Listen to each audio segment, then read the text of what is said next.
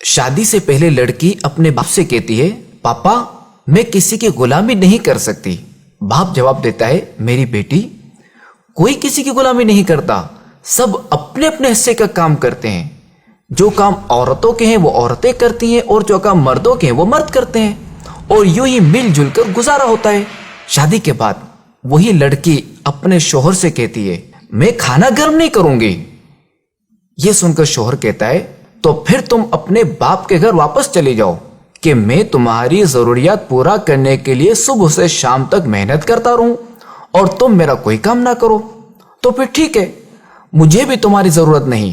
طلاق کے بعد وہ لڑکی اپنے بھائی کے یہاں آ جاتی ہے، لیکن کچھ دنوں بعد بھائی اپنی اسی بہن سے کہتا ہے دیکھو میری بہن، میں اب فیملی والا ہو گیا ہوں، میری بیوی تمہیں اب مزید برداشت نہیں کر سکتی، لہذا تم اپنا کہیں اور بندوبست کر لو۔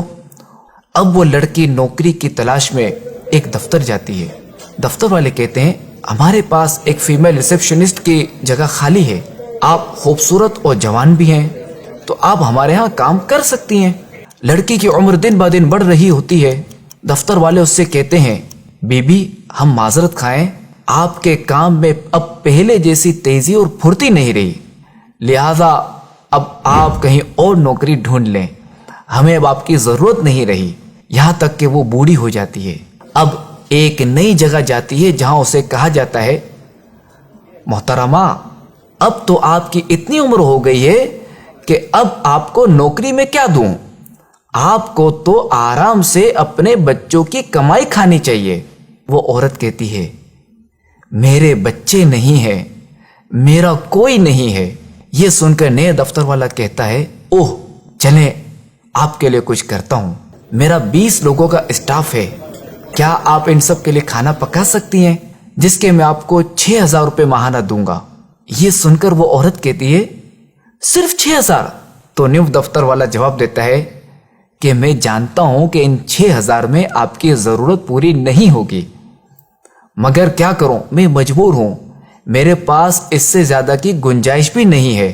آہ، وہ عورت جو گھر کے کام کو غلامی سمجھتی تھی، اپنے شوہر کا کھانا تک گرم کرنے کو تیار نہیں تھی، اسی دفتر والے کو کہتی ہے ٹھیک ہے مجھے آپ کی یہ بات منظور ہے، اور ساتھ ساتھ اس کی آنکھوں سے آنسو بہ رہے ہوتے ہیں اور وہ یہ سوچ رہی ہوتی ہے کاش جوانی میں ہی کھانا گرم کر دیتی اور ابو کی بات سمجھ لیتی کہ کوئی کسی کی غلامی نہیں کرتا بلکہ سب اپنے اپنے حصے کا کام کرتے ہیں۔ مشہور کہاوت ہے نا کہ میاں بیوی گاڑی کے 2 پہیے کی طرح ہوتے ہیں، اگر ایک پہیہ خراب ہو جائے تو گاڑی کا چلنا ممکن نہیں رہتا۔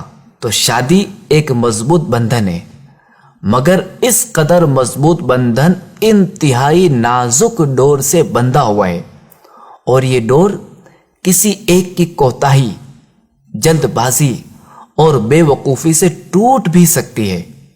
لہذا اس رشتے کو پروان چڑھانے کے لیے اعتماد، سچائی اور دیانتداری بہت ہی ضروری ہے۔